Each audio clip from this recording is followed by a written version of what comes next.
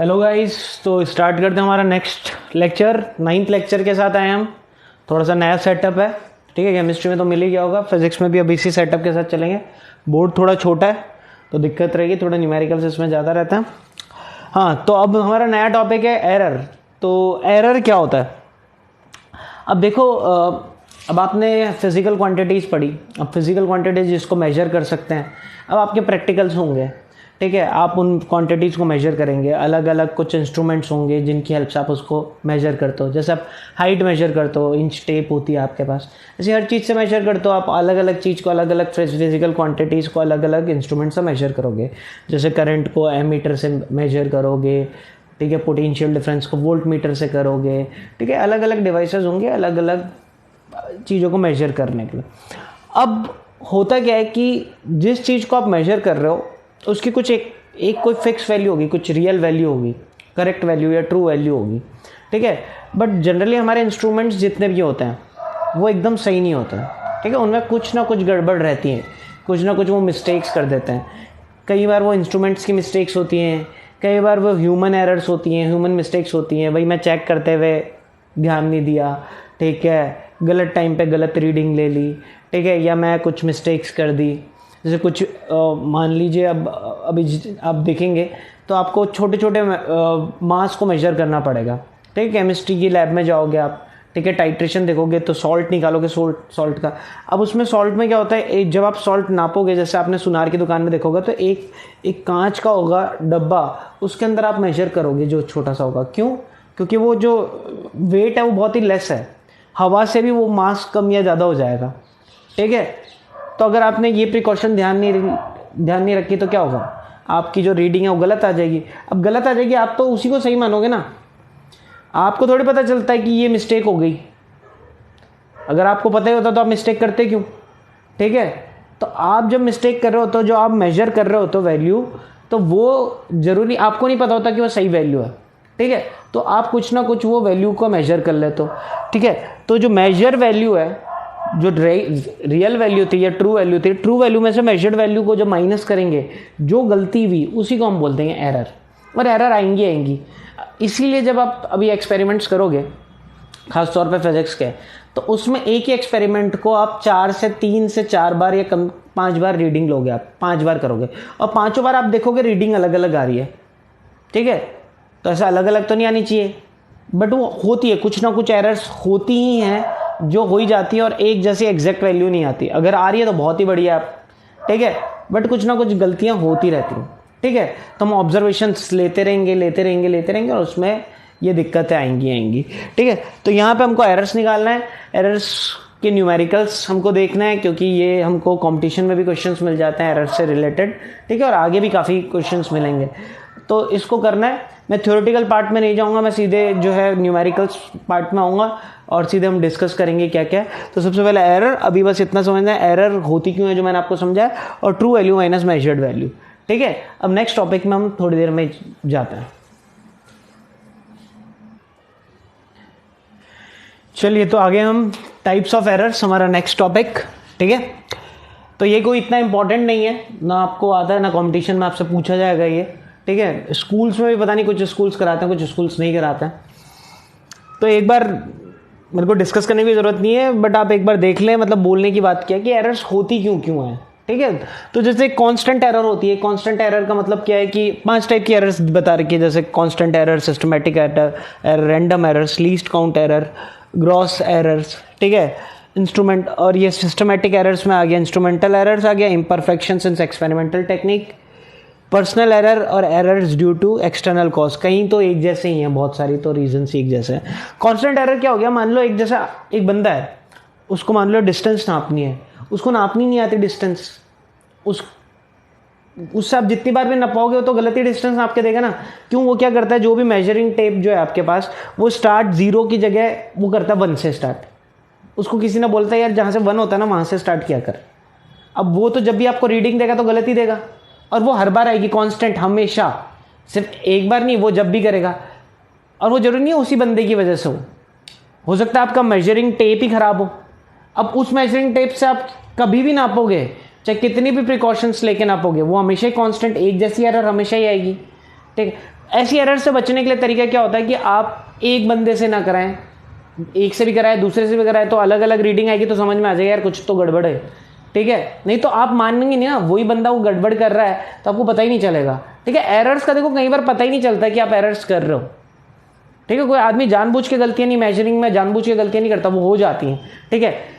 या फिर आपको अलग अलग मेथड्स, एक मेथड ही बिल्कुल गलत है, वो मेथड जो भी अपनाता है उस मेथड से करोगे तो कुछ ना कुछ एरर आएगी आएगी, ठीक है। तो वो मेथड चेंज करो, वो टेक्निक चेंज करो, वो इंस्ट्रूमेंट चेंज करो, वो आदमी चेंज करो, ठीक है। ऐसे इस टाइप की कांस्टेंट एरर होगी। सिस्टमेटिक एरर हो गई, इंस्ट्रूमेंट्स की कुछ एरर होती है, इंस्ट्रूमेंट गलत बने रहते हैं, डिज़ाइन गलत रहते हैं, ठीक है। उनका जीरो जो वैल्यू है, लीस्ट काउंट अलग अलग है, हालांकि अलग अलग जगह भी दे रखे, कुछ ना कुछ इंस्ट्रूमेंट्स में एरर होती है। इम्परफेक्शन रहता है एक्सपेरिमेंटल टेक्निक में, एक आदमी है उसको इतनी नॉलेज नहीं है, वो इम्परफेक्शन है, उसको पता नहीं है किस तरीके से करना है, ठीक है। पर्सनल एरर है, काफ़ी केयरलेस आदमी है, ठीक है, उसको पता नहीं होता है कि यार इस एक्सपेरिमेंट के टाइम पे ये चीज़ों को आपको ध्यान रखना है, ठीक है। तो वो एरर्स आएगी नहीं आएगी, ठीक है। तो उनसे नहीं।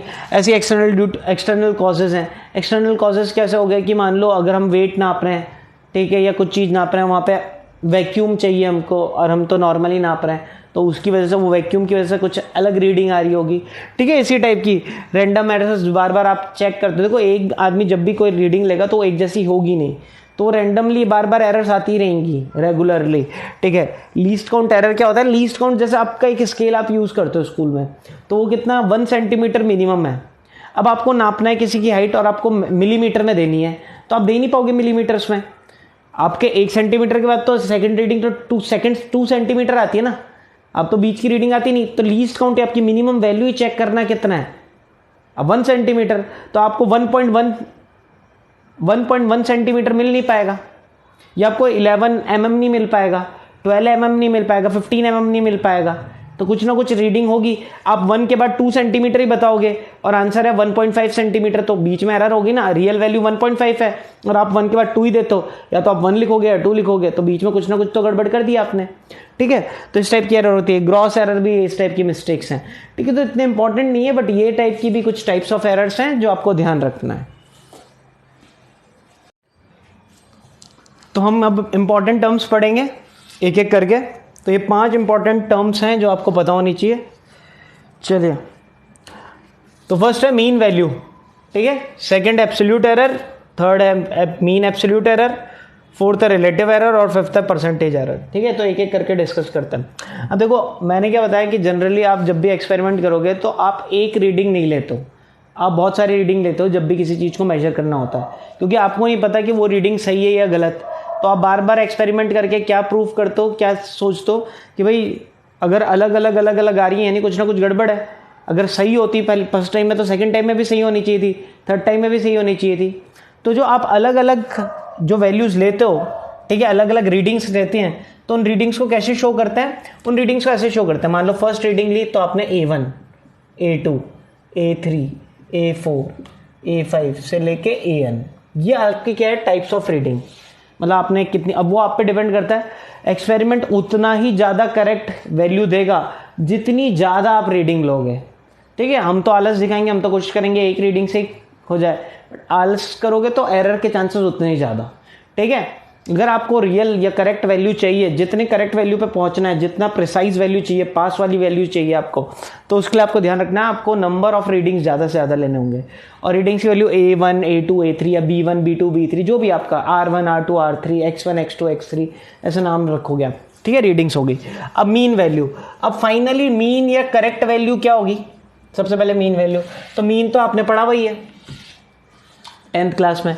अब भाई आपने इतनी सारी वैल्यूज़ ली, तो फाइनली रियल वैल्यू या करेक्ट वैल्यू या मीन वैल्यू क्या होगी? ए बार बोलेंगे उसको। और वो क्या होगा? ए बार जो भी आपकी जो जितनी भी रीडिंग आई उन सबको ऐड, उनका मीन ले लो, एवरेज ले लो, ठीक है, डिवाइड बाय एन, ये आपकी क्या होगी? मीन वैल्यू, ठीक है। और इसको कैसे शो कर देंगे? इसी फॉर्मूले को ऐसे शो कर देंगे, सिग्मा ए अपॉन एन, शॉर्टकट में ये भी लिख देते हैं कई लोग, ठीक है। और मैंने बोलता है एक्चुअल में इसको ऐसे लिखते हैं, sigma A I equals to 1 से लेके n अपॉन n, एक ही बात है, ठीक है, दोनों एक ही बात है, शॉर्टकट में ये लिख देता है। तो ये आपकी मीन वैल्यू हो गई, क्लियर। समझ में आया? अब ये मीन वैल्यू तो होगी, अब यही हमारी करेक्ट वैल्यू ट्रू वैल्यू है। एरर याद है आपको? एरर क्या था? True value minus measured value. तो नेक्स्ट जो है हमारी एब्सोल्यूट एरर। ठीक है, नेक्स्ट आ जाते हैं सेकंड टर्म में एब्सोल्यूट एरर पे।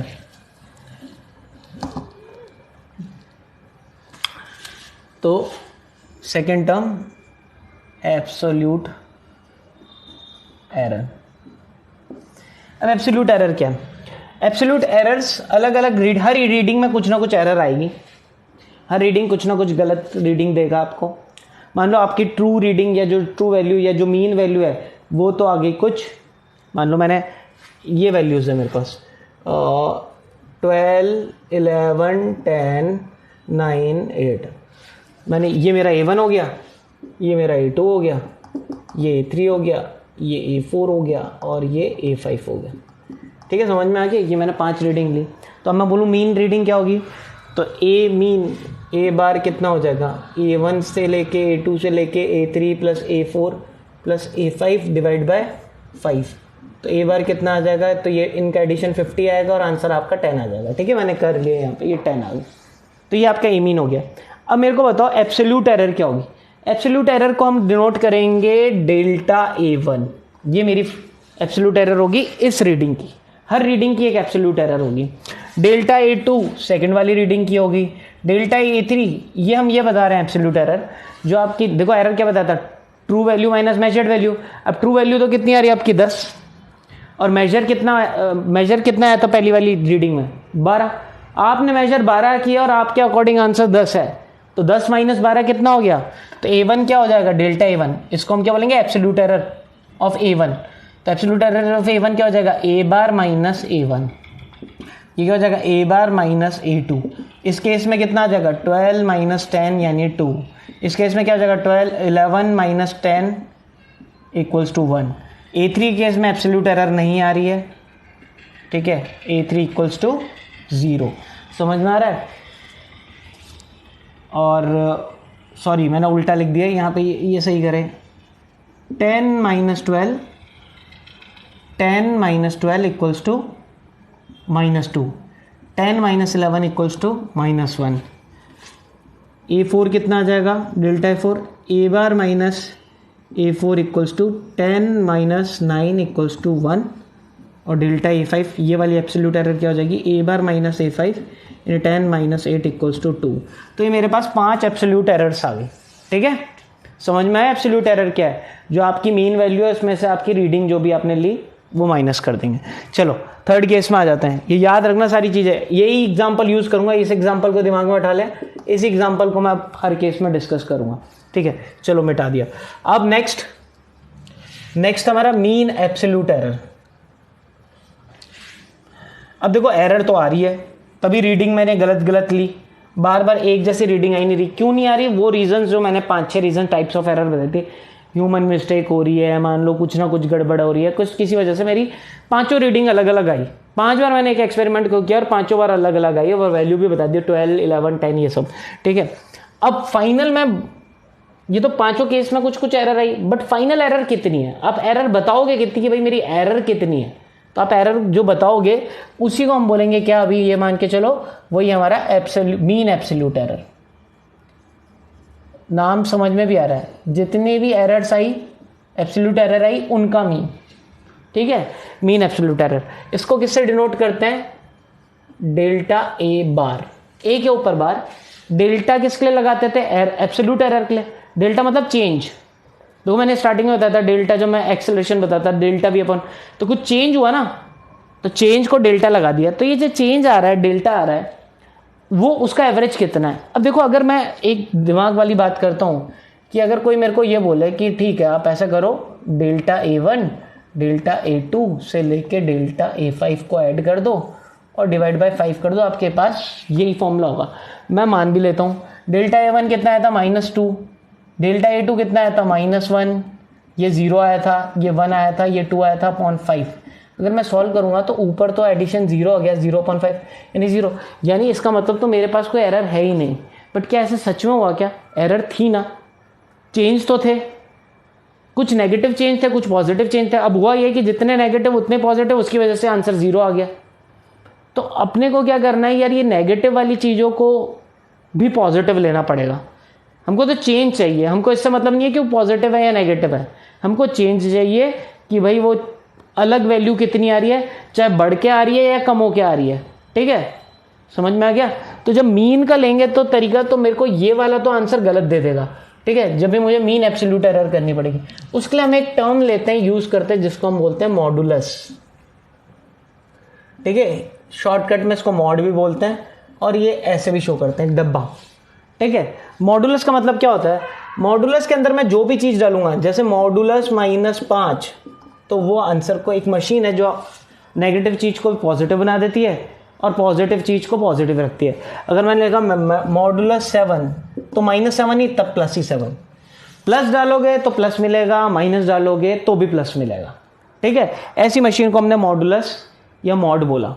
तो हमने क्या किया, हमको यही चाहिए था कि भाई सब प्लस मिल जाए, तो हमने क्या किया, देखो मीन एब्सोल्यूट एरर का फॉर्मूला क्या लिख दिया।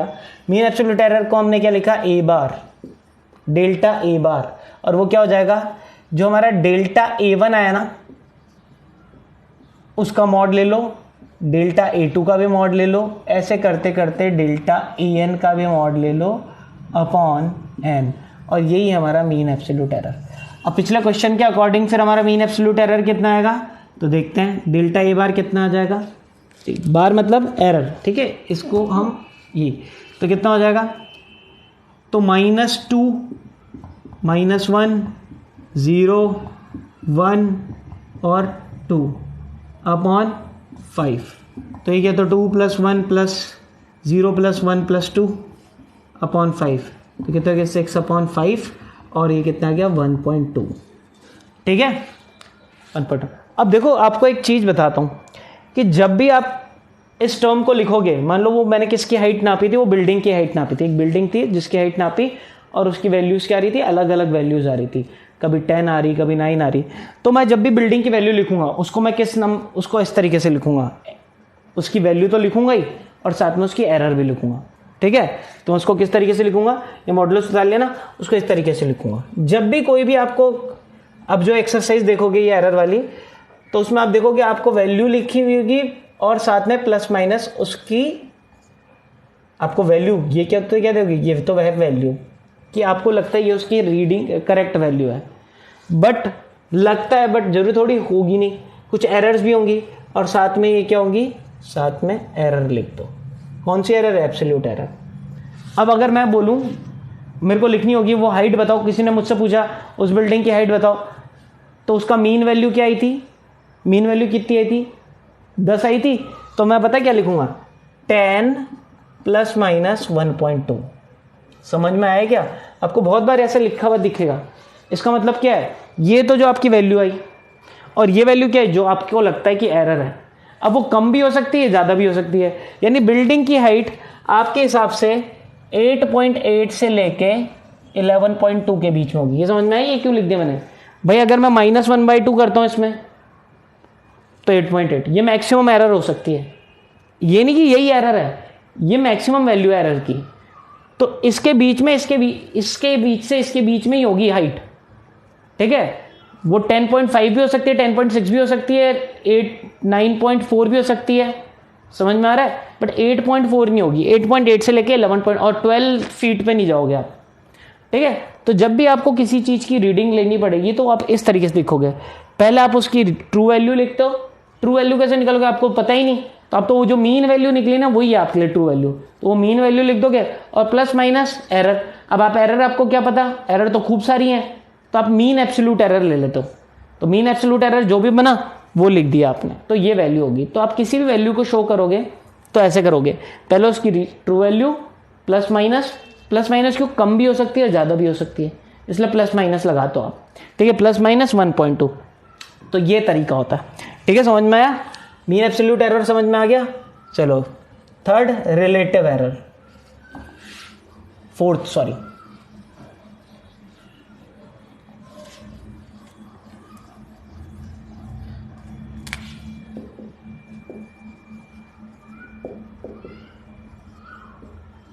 ठीक है। अब रिलेटिव एरर क्या होता है, बहुत ही सिंपल। रिलेटिव एरर होता है जो भी आपकी एरर आई, यही ना आपकी absolute error, mean absolute error, upon जो भी आपकी वैल्यू है, मीन वैल्यू। अब देखो बार बार मीन नहीं लगाऊंगा मैं, जो भी उसका मीन हो गया उसी को ए बोल देंगे, ए बार लिखने की ज़रूरत नहीं है, ए। यही होगी क्या मेरे पास रिलेटिव एरर, ठीक है। मतलब क्या गलती है अपॉन रियल में वैल्यू क्या है। जैसे इस वाले केस में क्या हो जाएगा, गलती आई 1.2, रियल में वैल्यू कितनी थी 10, ये हो गई रिलेटिव, ठीक है। कि गलती एरर अपॉन रियल वैल्यू, कि भाई रियल वैल्यू के कंपेयर, देखो रिलेटिव मतलब कंपैरिजन, मैंने बताया था ना जब हम वो कर रहे थे रिलेटिव डेंसिटी, तो हमको कंपेयर करना है भाई हमारी एरर कितनी बड़ी है। अब किससे देखेंगे कितनी बड़ी है, जो रियल वैल्यू है उससे। जैसे 1.2 है, अब ये बहुत बड़ी वैल्यू है क्योंकि 10 के सामने तो छोटी मोटी वैल्यू नहीं है। अब मान लो किसी की वैल्यू है 1000, उसमें 1.2 आता है तो वो तो बड़ी छोटी रिलेटिव एरर, बड़ी कम एरर है भाई। अगर मेरे पास 1000 रुपये है, उसमें से 1.2 रुपये कम या ज़्यादा हो गए, किसी ने मेरे को तनख्वाह देनी तो मुझे दुख नहीं होगा। बट किसी के पास सिर्फ 10 रुपये मिले, उसको उस 10 रुपये में उसको तनख्वाह में भी अगर आप 1.2 काटोगे यानी बहुत बड़ी मिस्टेक है, वो तो मानने के लिए तैयार नहीं होगा।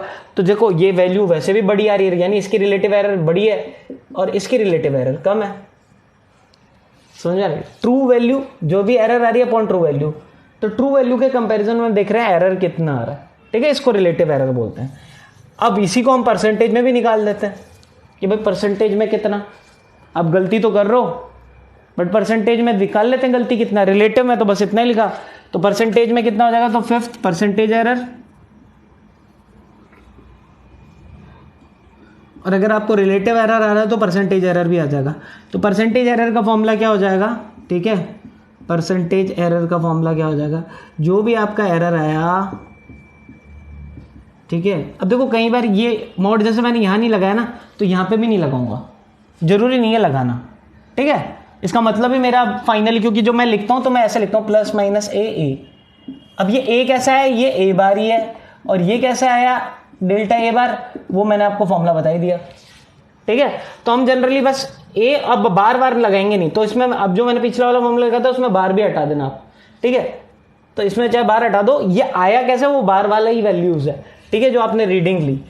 अब आपकी ये वैल्यूज आ गई जो आपने लिया रिलेटिव, इनटू 100 जैसी कर दोगे तो भाई वो परसेंटेज में आ जाएगी मिस्टेक आपकी, कि इतनी परसेंटेज गलती कर रहे हो आप। जैसे पिछला वाला क्या था आपकी एरर रही थी 1.2 अपॉन 10 इंटू 100, तो कितना परसेंट मिस्टेक कर रहे थे आप,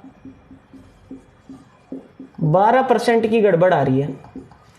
10 के मुकाबले 1.2 12% है ना, यानी आप इतनी मिस्टेक्स जो आपकी एरर है वो इतनी है, ठीक है। तो ये परसेंटेज एरर हो गया। तो ये इंपॉर्टेंट टर्म्स थी, इन पे न्यूमेरिकल्स होते हैं, वो 1-2 न्यूमेरिकल्स मेरे ख्याल से मैंने आपको बता ही दिए, ठीक है। फिर भी देखता हूँ 1-2 अच्छे न्यूमेरिकल्स होंगे तो वो भी करा देता हूँ आपको। तो देखिए ये एक एनसीईआरटी का क्वेश्चन है, in successive measurement the reading of the oscillation of simple pendulum. देखो सिंपल पेंडुलम बताया था मैंने, एक धागे से बांधा हुआ था एक बॉब को, और ऐसे ऐसे मैंने ऑसिलेट कराया। मैंने बताया था उसका फॉर्मूला, टाइम पीरियड का फॉर्मूला 2π√L/g, ये फॉर्मूला था। तो वो हमने कैलकुलेट किया, एक घड़ी से कैलकुलेट किया। अब कई बार हो सकता है कि बंदे ने मिस्टेक कर दी हो, जब स्टार्टिंग करने में थोड़ा लेट हो गया हो, रोकने में लेट हो गया हो, या कई बार हवा ज़्यादा की वजह से कभी रीडिंग अलग आ जाए, ठीक है। जो मैंने टाइप्स ऑफ एरर बताई थी उनमें से कोई एरर की वजह से रीडिंग हर बार कुछ अलग आ रही है, कभी 2.63 आ रही है, कभी 2.56, अब आनी तो नहीं चाहिए। लेंथ भी आपने चेंज नहीं की, वही बॉब है, वही लेंथ है, जी भी वही है, तो आंसर तो एक जैसे आना चाहिए, बट अलग अलग आ रहा है। और आपने 5 बार, आपने 5 रीडिंग ली और 5 रीडिंग में अलग अलग आंसर आ रहा है, ठीक है। अब आपको जो मैंने अभी इंपॉर्टेंट टर्म्स पढ़ाई हैं, जो इंपॉर्टेंट है आपके लिए, वही सारी चीज़ें निकालनी है। आपको क्या निकालनी है, सबसे पहले मीन वैल्यू निकालनी है आपको ऑसिलेशन की, सेकंड एब्सोल्यूट एरर निकालनी है ईच मेजरमेंट की, फिर आपको मीन एब्सोल्यूट एरर निकालनी है, फिर रिलेटिव एरर, परसेंटेज एरर, और express the result in proper form. Proper form मतलब आपकी ट्रू वैल्यू प्लस आपकी एरर। अब एरर आप जनरली कौन सी देते हो, आप या तो रिलेटिव वाली देते हो या परसेंटेज देते हो, ठीक है। चलो करते हैं, मतलब या तो आपकी जो भी आपकी मीन एब्सोल्यूट एरर आएगी वो दोगे या परसेंटेज दोगे। तो आप करते हैं इस क्वेश्चन को, चलो स्टार्ट करें। तो मैं मिटाता हूँ इसको, मैं यहाँ पे इन रीडिंग्स को लिख लेता हूँ सारी एक साथ। तो एक तो आई 2.63, एक आई 2.56, एक आई 2.42, एक आई 2.71, एक आई 2.80, ठीक है, ये 5 वैल्यूज़ थी। चलो एक एक करके निकालते हैं। तो ऐसे तो आपको खुद कॉपी में करना चाहिए। अब ये आपके A1 A2 A3 सब आ गए, इनको ही नाम देंगे हम, ठीक है। ये हमारी 5 टर्म्स हैं, एनसीईआरटी का क्वेश्चन है, ठीक है। इस टर्म को हमने क्या नाम दे दिया, ये A1 है, ये रीडिंग A2, ये रीडिंग A3, ये A4 दे दिया और ये A5 दे दिया, ठीक है। तो सबसे पहले मीन वैल्यू, तो मीन वैल्यू क्या होगी, A बार कितना हो जाएगा, A1 से लेके A2 से लेके A5 तक ऐड करो और डिवाइड बाय 5 कर दो, ठीक है। मैं उतार रहा हूँ यहाँ पे, मैंने इसको पहले से सॉल्व कर रखा है। 2.63 plus 2.56 plus 2.42 plus 2.71 plus 2.80 divide by 5, ठीक है। और ये पहले से सॉल्व कर रखा है, तो ये आ गया मेरे पास 2.624, कुछ इतना आ जाएगा, ठीक है, इतना आ गया। और इतना तो आ गया, इसको मैं अगर राउंड ऑफ में कर लूँगा तो राउंड ऑफ में इसको मैं 2.62 ले लेता हूँ, ठीक है।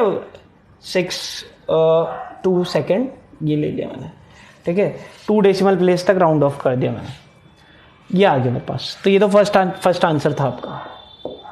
चले नेक्स्ट, चलो नेक्स्ट आपका क्या है, एब्सोल्यूट एरर। क्यों 2 तक ही क्यों लिया, क्योंकि ये सारी वैल्यूज़ भी 2 तक ही थी।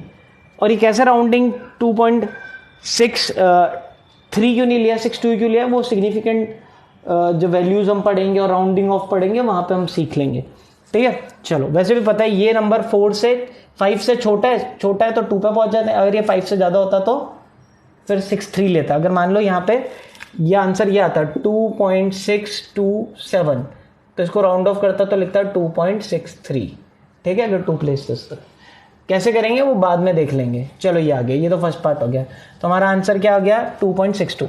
अब हमको एक एक एब्सोल्यूट एरर निकालनी है, ठीक है। यानी सेकंड पार्ट में मुझे डेल्टा A1 भी निकालना है, डेल्टा A2 भी निकालना है, डेल्टा A3 भी निकालना है, डेल्टा A4 भी निकालना है और डेल्टा A5 भी निकालना है।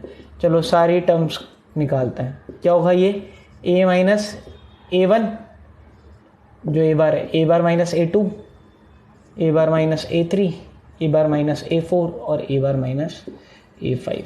चलो तो 2.62 माइनस 2.63 यानी ये तो 0.01 आ गया, ठीक है। 2.62 माइनस 2.56 तो ये 0.06 आ गया। 2.62 माइनस 2.42 यानी ये तो 0.2 आ गया, ठीक है। 2.62 माइनस 2.71 यानी ये तो कितना हो जाएगा, माइनस, अच्छा ये वाला माइनस में आएगा, ठीक है, और ये सारे तो प्लस में है। ये कितना हो जाएगा, माइनस 0.09, ठीक है। और लास्ट 2.62 माइनस 2.80 यानी माइनस, ठीक है, 0.18, ठीक है। ये वाली वैल्यूज़ आ गई हमारे पास, ठीक है। ये वाला माइनस में, ये 3 माइनस वाली टर्म्स आ गई और 2 प्लस वाली टर्म्स आ गई, ठीक है। चलो तो ये हो गया। अब नेक्स्ट थर्ड क्या था, मीन एब्सोल्यूट एरर थी। चलो ये वैल्यूज़ याद रखना, मैं यही कर रहा हूँ थर्ड। तो थर्ड है मीन एब्सोल्यूट एरर, यानी उसको बोलेंगे डेल्टा ए का बार, और सब पे मॉड लगा देंगे। मॉड लगा देंगे क्या है, mod A1 plus mod A2 से लेके मॉड A5 अपॉन 5। इन सबको पॉजिटिव ले लेना है। ये हो जाएगा 0.01, ये हो जाएगा 0.06, ये हो जाएगा 0.20 प्लस 0.09 प्लस 0.18 अपॉन 5। कितना हो गया एडिशन इसका, तो ये हो गया 7, 27 और 36 और 18 कितना हो गया, 54, ठीक है। तो 0.54 अपॉन 5, तो आंसर कितना हो जाएगा, आंसर हो जाएगा 0.108, ठीक है, ये हो गया। अब अगर मैं इसको राउंड ऑफ करूंगा तो कितना आ जाएगा, राउंड ऑफ करूंगा तो देखो 2 टर्म्स में, तो 0.11 आ जाएगा राउंड ऑफ करके, ठीक है। तो ये आ गया, क्लियर। तो ये एब्सोल्यूट भी आ गया। तो थर्ड क्या निकालना था हमको, फोर्थ क्या निकालना था, फोर्थ निकालना था रिलेटिव एरर। चलो रिलेटिव एरर निकाल देते हैं। मिटा दूँ? चलो,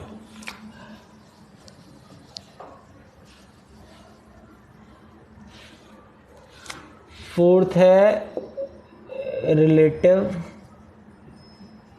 एरर। अब रिलेटिव एरर क्या है? तो रिलेटिव एरर मैंने बताया था आपको, डेल्टा जो भी आपका ये है अपॉन ए बार, ठीक है। अब ये कितना है आपका 0.11 और ये कितना है था 2.62।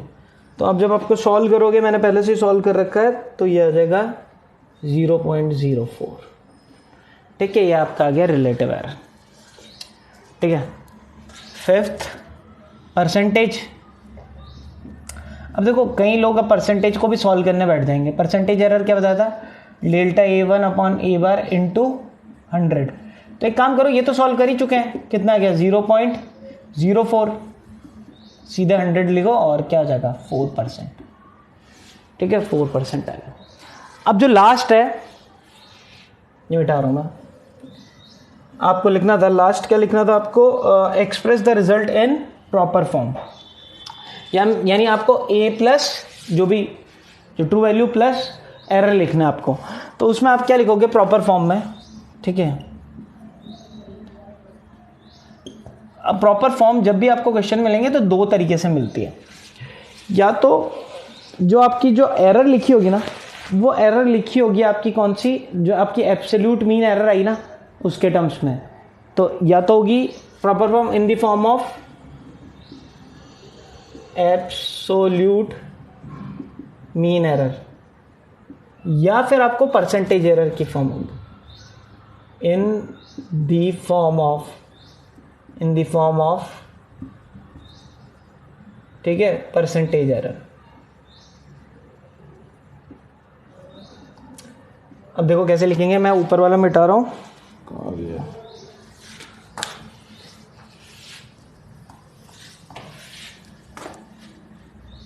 तो अभी थोड़ा ऑडियो क्वालिटी और वीडियो क्वालिटी में भी थोड़ा सा चेंज आया होगा, इसीलिए हमने थोड़ा सा सेटअप को थोड़ा चेंज किया है।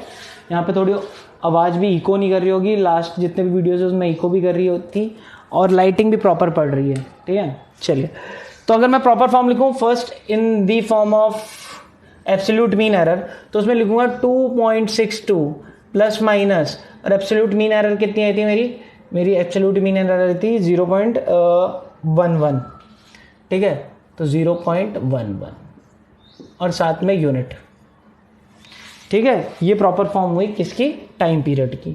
ये मेरा टाइम पीरियड है, तो टाइम पीरियड मेरा ये आ गया, ठीक है। या फिर अगर मैं इस वाली फॉर्म में लिखूंगा तो 2.62, ये तो ऐसे आएगा, ये तो रीडिंग आ गई मेरी फाइनल, ठीक है। तो रीडिंग मेरी 5 आई थी, बट फाइनल रीडिंग क्या मानूंगा मैं? ये मानूंगा। और प्लस माइनस मेरा परसेंटेज कितना आया था? 4%। अब ये परसेंट जरूर लगाना, तभी समझ में आएगा कि ये परसेंटेज की फॉर्म में लगाना, और आगे तो यूनिट आपकी सेकंड आई जाएगी, ठीक है।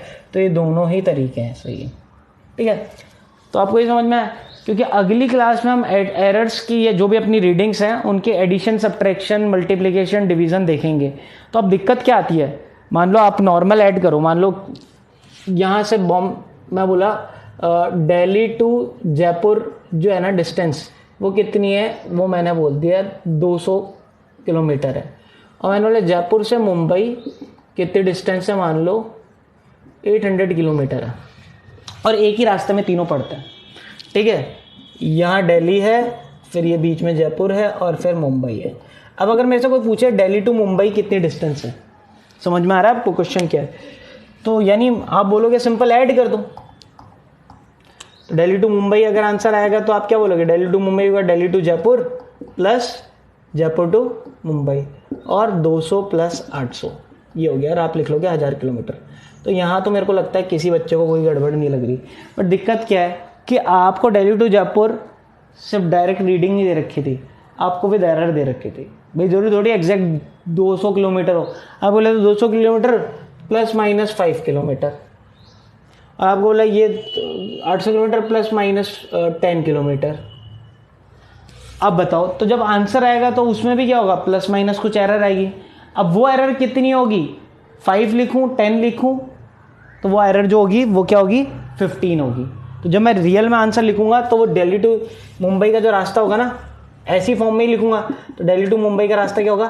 ये दोनों तो अपना ऐड हो जाएंगे, यानी 1000 आ जाएगा और प्लस माइनस 15। अब ये 15 ही क्यों लिखा, तो ये मैं आपको नेक्स्ट लेक्चर में हम देखेंगे। एडिशन में क्या करते हैं, एरर्स का भी एडिशन हो गया। सब्ट्रैक्शन में अगर मान लो यही क्वेश्चन ऐसा होता, मान लो ये दे रखी है मेरे को दिल्ली टू मुंबई और ये दिल्ली टू जयपुर। दिल्ली टू मुंबई मेरे को ये 800 दे रखा है और दिल्ली टू जयपुर कितना दे रखा है 200। ठीक है, क्वेश्चन समझ में आया क्या? Delhi to Mumbai 800, Delhi to Jaipur 200। अब मुझसे पूछ रहे हैं जयपुर टू मुंबई कितना होगा। अब आंसर कर लेगा लोग 800 माइनस 200 600। अब प्लस माइनस में भी लोगों ने लिख दिया 5 किलोमीटर और उनका ये आंसर गलत हो जाएगा। उन्होंने इसको तो माइनस किया ही, एरर को भी माइनस कर दिया और आंसर क्या होगा तो नेक्स्ट क्लास में देखेंगे कि भाई सब्ट्रैक्शन हो या एडिशन हो, एरर्स का तो एडिशन ही होता। ठीक है, तो ये हम नेक्स्ट क्लास में देखेंगे।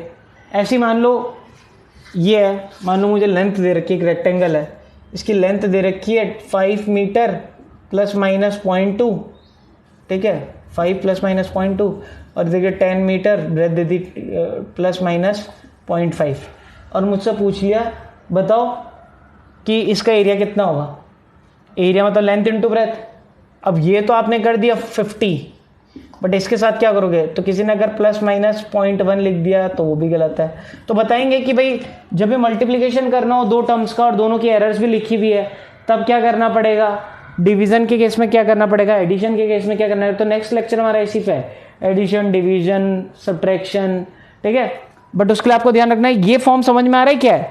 यहाँ पे ये वो रीडिंग आ गई, अभी रीडिंग एक नहीं होगी, ये कहीं से निकाल के हमने मीन वैल्यू निकाल दी। ठीक है, ये 600 हमको या 800 कैसे पता चला, या 800 भाई एक बार आदमी की रीडिंग नहीं ली होगी। अब जितनी कम रीडिंग लोगे एरर के चांसेस उतने ही ज़्यादा होंगे। और प्लस माइनस 10 जो भी हमने तरीका देखा, अभी मीन एब्सोल्यूट एरर लिख दी यहाँ पे, परसेंटेज नहीं लिखा है, यानी परसेंटेज एरर नहीं है, मीन एब्सोल्यूट एरर दी हुई है साथ में। ठीक है, इसकी भी मीन एब्सोल्यूट एरर दी हुई है और बाकी के बारे में पूछ रहा है। ठीक है, तो नेक्स्ट लेक्चर में हम यही सारी चीज़ देखेंगे, एडिशन सब्ट्रैक्शन में एरर के साथ भी क्या होता है और वैल्यू के साथ भी क्या होता है। वैल्यू के साथ तो कोई दिक्कत है ही नहीं, वैल्यू तो आप सिंपल है ना, प्लस करोगे तो प्लस कर दोगे, माइनस करोगे तो माइनस कर दोगे, मल्टीप्लाई करोगे तो मल्टीप्लाई कर दोगे। ठीक है, जैसे लेंथ इनटू ब्रेथ में एरिया तो भाई 5 × 10 50 आएगा, उसको तो कोई फर्क नहीं पड़ेगा। बट एरर, एरिया में एरर कितनी आएगी, वो 0.1 नहीं होगी या 0.7 भी नहीं होगी और मतलब आपने ऐड कर लिया 0.3 भी नहीं होगी। ना इनको एडिशन करने से आएगा, ना इनको सब्ट्रैक्शन करने से आएगा वो एरर की जो आएगी वैल्यू, और ना ही वो मल्टीप्लिकेशन से आएगी। तो कैसे आएगी, वही नेक्स्ट लेक्चर में हमको करना है। तो नेक्स्ट लेक्चर इंपॉर्टेंट है और एरर के क्वेश्चन आपके कंपटीशन में भी आते हैं। ठीक है, बच्चों ने मेरे से अलग से मैसेज करके भी पूछा है कि सर एरर के क्वेश्चन आते हैं क्या, तो एरर के क्वेश्चन आते हैं। ठीक है, और ये वैसे भी हेल्प आउट करते हैं आपको पूरे चैप्टर्स में, बीच बीच में भी। तो आपको यहाँ पे समझना और नेक्स्ट क्लास में हम चलेंगे। ठीक है, ओके।